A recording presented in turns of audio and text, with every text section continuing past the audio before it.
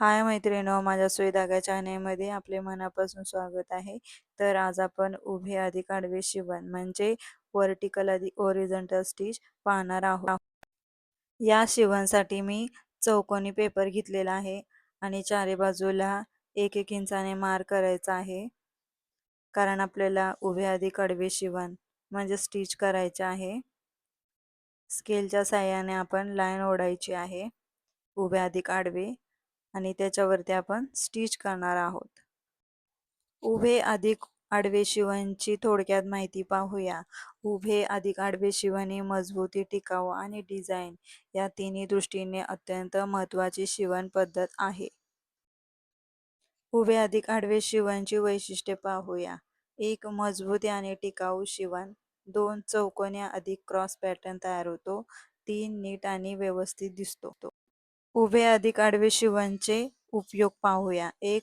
बॅगचे handle, खिसे, कोपरे मजबूत करण्यासाठी. 2. कपड्यांवर पॅटर्न तयार करण्यासाठी. उभे अधिक आडवे शिवणचे फायदे पाहूया. 1. उभे अधिक आडवे शिवण खूप मजबूत राहते. 2. दीर्घकाळ टिकते. 3. आकर्षक डिझाईन मिळतो. या शिवणचा अतिरिक्त शिवण म्हणून वापर होतो. कमकुवत भाग मजबूत होतात. कपडे आणि वस्तू जास्त काळ टिकतात. डिझाईन म्हणून सुद्धा या शिवणचा उपयोग करता येतो.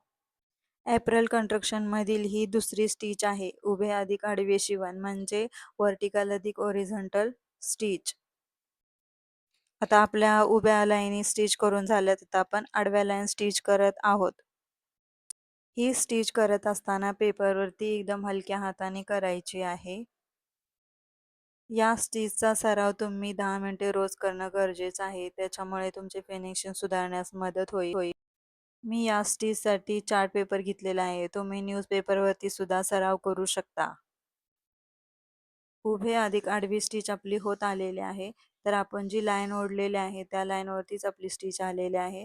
त्याच्यामुळे एकदम सुंदर बॉक्स तयार झालेले आहेत. पेपरवरती स्टिच करत असताना एकदम हलक्या हाताने करायचे आहे.